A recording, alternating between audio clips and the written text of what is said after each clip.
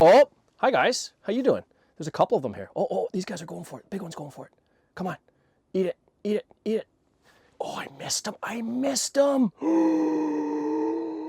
got one to bite. Oh, here he comes again. Got him. Got him. Got him. Ha ha. That is awesome. What I'm doing today is this is how I started ice fishing. I'm targeting panfish. There's bluegills, there's pumpkin seeds, and there's crappie in this body of water that we're fishing. And I'm just fishing. There's a little bit of weed growth down there, and I'm in 9-10 feet of water, 8 to 10 feet of water. This place is not that deep. So this is the deepest water available in this body of water that I'm fishing. And, you know, there isn't anything in particular that the fish are relating to, other than there's some, you know, old weeds that are very low and close to the bottom. You know, this is one of the things that you can be faced with, is like when fish are neutral and negative. You know, and again, we're fishing panfish. So far, what has been working is keeping the bait lower in the water column, close to the bottom, just above the tops of these, you know, old weeds that are still, you know, still relatively healthy. They're still green. The other thing that's helped today is, you know, the electronics, both the AquaView and the Hummingbird here, you know, just being able to see when fish are here and not overworking the bait. So I do think that, you know, you don't want to be doing like these big jigs for these guys, like maybe once in a while to like attract something over, but overall I was just doing like these like little taps, you know, or little shakes, and then just kind of hold it, dead stick it in place. And that seemed to be really what they wanted when they did come in. So, you know, I was expecting much more aggressive behavior from these fish, and so far, this is to my surprise. I cannot believe just how neutral these guys are. So let's go down and start hitting the bottom. See if that helps a little bit. Make some commotion down there. Usually they're super curious fish. You know, if they see movement, especially if they're in a group,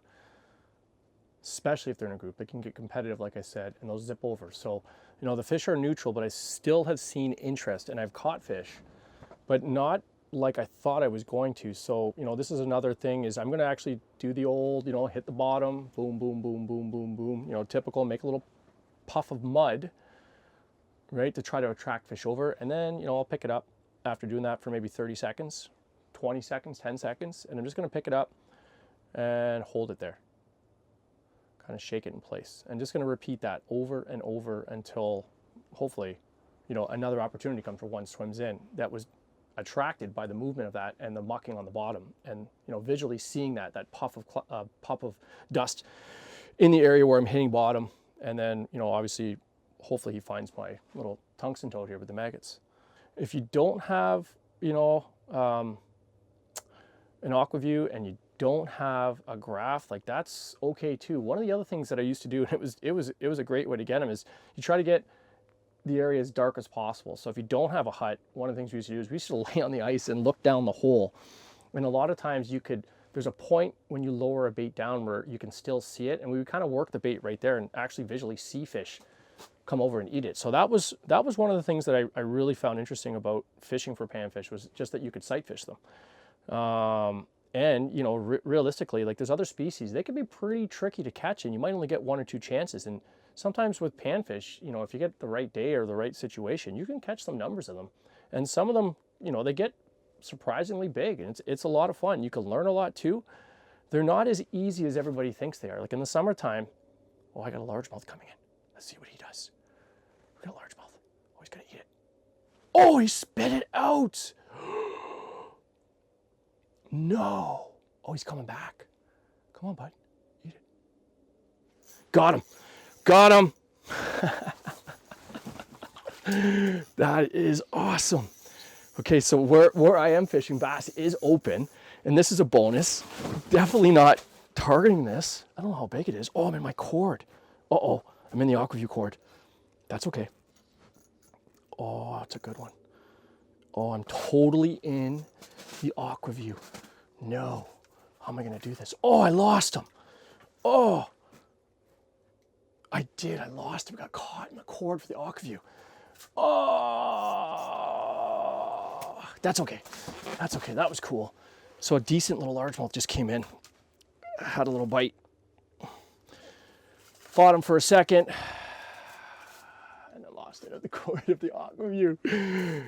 That was cool though. I don't know if you guys saw that, and you will, as I'm pretty sure I got it on camera. But he came into the bait, nipped it, I missed him.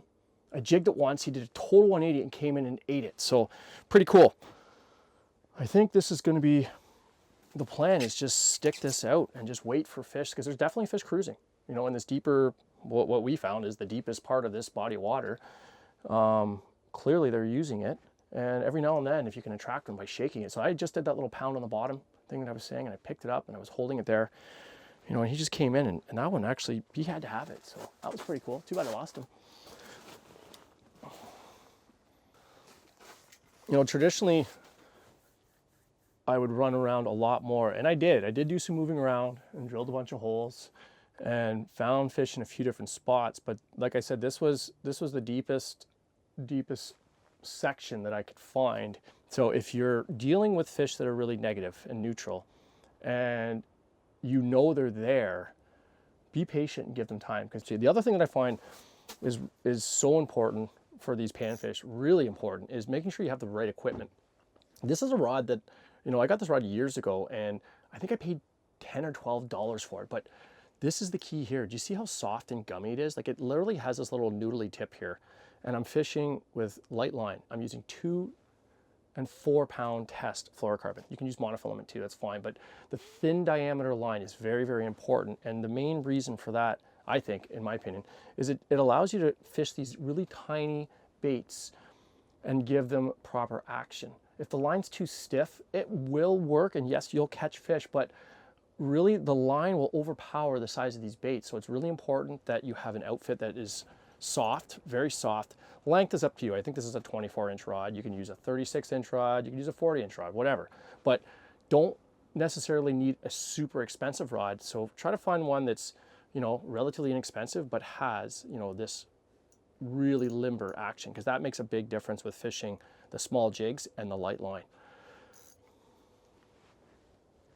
Oh yeah, here we go. Pumpkin seed? I want the pumpkin seed. Got him. Okay, so we talked about being on a highway and just being really patient, you know, and waiting for fish just to come to you instead of racing around and, you know, leaving fish to find fish. So, you know, the right gear, the right little baits, they're not the biggest fish in the world, but they are a ton of fun. They're super pretty. Absolutely love catching these little guys. That guy there, and that was a scenario that we, you know, that we had talked about, where, you know, you'll get, nice little guy there, little pumpkin seed this time.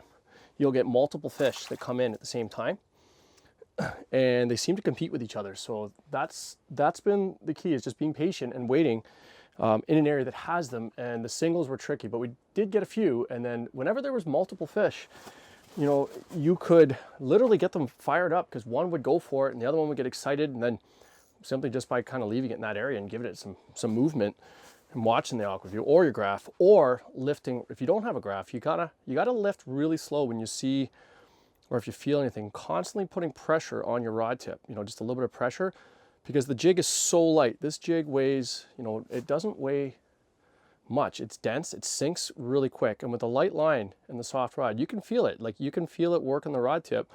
But if you don't have electronics, you want to always be putting a little bit of tension on the rod tip so that you could feel that weight. Because again, you can see in the video, they're not hitting it and running. They just kind of come up and slurp it. So they'll come from underneath it and just sit in one place. So if you're stationary with your rod tip, it's going to be hard to feel. So, you know, you're constantly kind of putting a little bit of tension on there and looking, you know, looking for this, just a little bit of a dip. And anything different you feel, you want to lift up.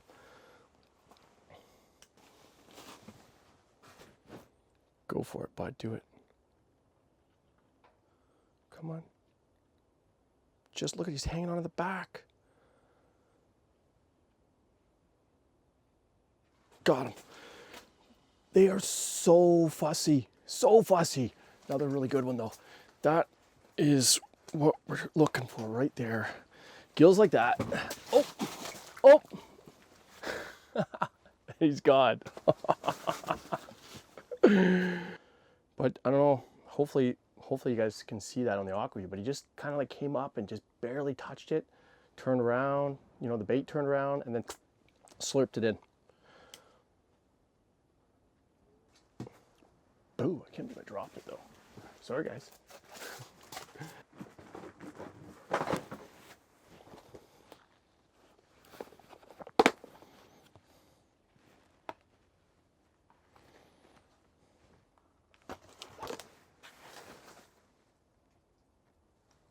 Got one. Oh, I got one. Good one. There we go.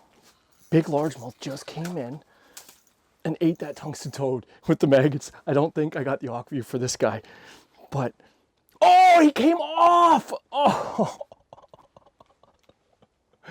oh, that was a good fish. So that's a bonus. They obviously live in the same zone. Looked like a decent fish. I was pulling a little bit hard. There is a decent pumpkin seed coming in right now. Oh, I did get the take. I did get it, guys. Got it. So let me get back down there as quick as I can. The largemouth came off. That's fine. The hook cap on this is super small. I'm just getting ready to show you some of the different, you know, these little tungsten jigs that I'm using. Big old largemouth just came in and slurped that in. Let's just see if these guys will bite. Where'd he go? He was just there. Oh, brutal. Came off. I was pulling too hard. Ah! What I'm talking about here, when I use these little jigs and I put maggots on the back, it's pretty simple. The maggots have got like, well, there's two eyes on them. I doubt you can see it, but there's, you know, a skinny end. Sorry, there's a pointy end and a flat end. And the flat end, a lot of times you'll see there's two dots. That's where their eyes are. And all I do with the little tungsten toad is I just take it and I kind of put it through the tip over the barb. I am using barbs here. And I just want to, you know, play around with how many I'm using. You know, am I using 1, 2, 3, 4? Today I'm using, you know, 3 to 5. It seems like what they want. And then I'm going to show you some of the colors of these tungsten toads. You know, it's glow in the dark. It's got a pink head. Great little color. You know, you can see it now clearly, but I've stacked the maggots on there and been doing well with this. I'm going to show you a few other colors. So, you know, I've got some here. I've got some natural colors and then some glow colors. And then I've done really well with like bright orange. And that's pretty much all I've been running. It's super fun. This panfish stuff, I love it. And the soft rods, I don't know why. I know a lot of people might see this and be like, why does he like those things? And there's probably a lot of you that love this.